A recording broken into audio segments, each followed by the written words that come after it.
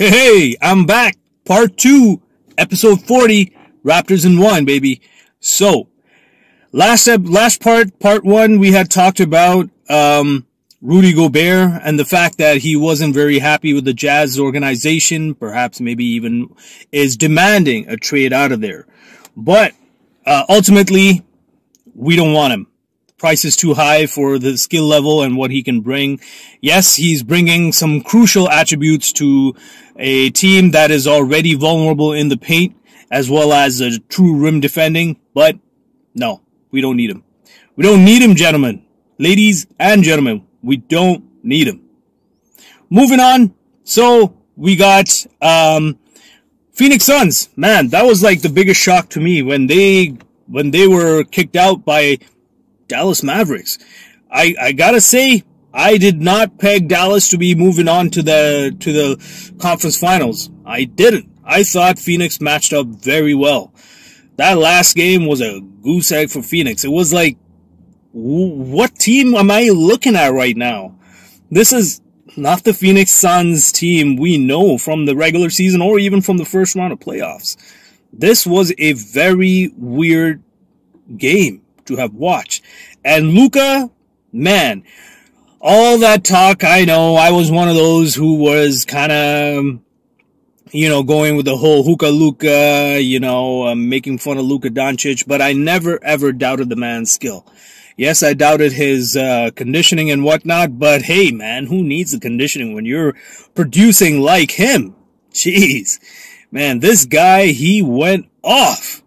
They had no answers for Luka. And, of course, the Phoenix Suns, they're out. Which brings me to our next point is who's on the market. So, it seems like DeAndre Ayton's going to be a free agent. A restricted free agent at that. Not an unrestricted. Which basically means if a team was to give him an offer that happens to be higher than what the Phoenix Suns have offered him, the Suns have the option to meet or beat that offer. That's a very enticing and interesting situation when it comes to DeAndre Ayton because the strides that he's made since his first season in the NBA to where he's at right now, he has definitely evolved. His game has improved big time. But again, he's almost at the caliber of Rudy Gobert, except I feel like if I had a choice between him and Rudy, that's a tough choice. And you know what? You guys let me know who you would pick by hitting that comment section. And of course, if you like the content, don't forget that thumbs up button. And of course, subscribe. I've got a lot of interesting videos and a lot of interesting takes. Coming back to the DeAndre Ayton and Rudy Gobert debate. Oh, man, I don't know. Because on the one hand, I feel like Ayton obviously is way better offensive player than Rudy Gobert. But then Ayton, and I'm not saying that he's not a good defensive player, but compared to Rudy Gobert, I mean, come on. Rudy Gobert is a better defender. And he's also been a defensive player of the year. So who would I pick? I think I would,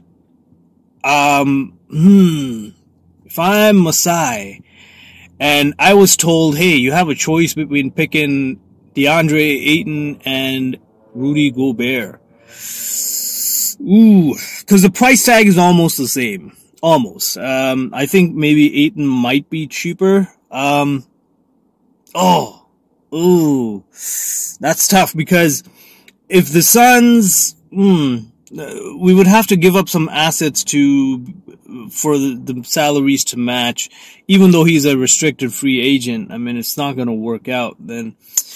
Oof, man. Part of me wants to just take Rudy Gobert. Just because he would immediately address our main hole in our game, which is the center and the rim defending. Something that Ayton may not necessarily have. At the same time, I feel like if we did pick up Ayton, he's already not a bad defensive player. Like, he's not a Rudy Gobert caliber defensive player. but he's not a bad defensive player, but he's a very good offensive player. And we could, within our defensive scheme, we could almost utilize him and make him a better defender. And I feel just because of that, I would probably go with Ayton, also because he has a cheaper price tag. Now, of course, because he's a restricted free agent, you know, he might want to raise his price, so I don't know. I would still pick Ayton. Guys, I have made up my mind. I am picking DeAndre Ayton from the Phoenix Suns. Having said that, of course, you know, having played alongside the players like Devin Booker and Chris Paul, yeah, your game is gonna step up, and it's gonna look good, especially Chris Paul. In his career alone, the things that he has done for players like Tyson Chandler, I mean, once Tyson Chandler left the Hornets organization, you never heard about him. Like, he wasn't that much of a threat anymore. And of course, you know, what he's done, what Chris Paul has done for Blake Griffin, what he's done for DeAndre Jordan. Like, these, because of Chris Paul, they were able to make the All-Star games.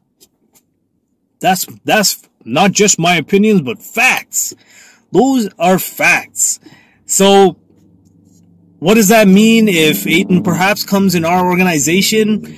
I'm not gonna, yes, his production will dip a little bit, but that's also because we got players like Pascal, that we'll be running our offense through, Freddie, who is the orchestrator, of course. He's not at the level of CP3 just yet, but I feel like he's scratching that surface. And I feel like he's also one of those kind of CP3 kind of players where he could make a player, better than what he looks or is. And then, of course, Scotty Barnes, right? Scotty Barnes is our future. We gotta invest in Scotty Barnes. We gotta surround him with a good mix of veteran players as well as, skillful, you know, wings, maybe even a bench, definitely a skillful bench to help him. So, yes, I know I keep rambling on, but DeAndre Ayton is also on the market. I wanna give a little, I wanna shed light on another player in the Phoenix Suns organization. And I feel like maybe perhaps if we could get this player, yes, he's not the kind of player he used to be 2-3 years ago, but he's still a championship caliber player in the sense he's been on championship teams. He understands what it takes to win a championship. He understands to accept his role. He is a veteran. And of course, he's also our Shaqtin' a Fool MVP. None other than JaVale McGee. That's right, ladies and gents. But I gotta say, with JaVale McGee, I feel like that would be a good complementary piece, a good veteran piece, and of course, we could afford him. I feel like he could bolster our center position, again, depending on the matchups. Like, if we have somebody like a Joel Embiid that needs to be contained, or basically like your big centers, he could probably help out, at least, you know, make their life a little tougher than we otherwise would have. Yeah, I feel like maybe we should look into perhaps getting a player like JaVale. At the same time, does JaVale want to come to Toronto at this point? Maybe not, because he's probably looking for that championship. So, and we are, I feel like we're still about 2 years away from being in the championship conversation. But, you know, you never know. Always good to dream and think positive.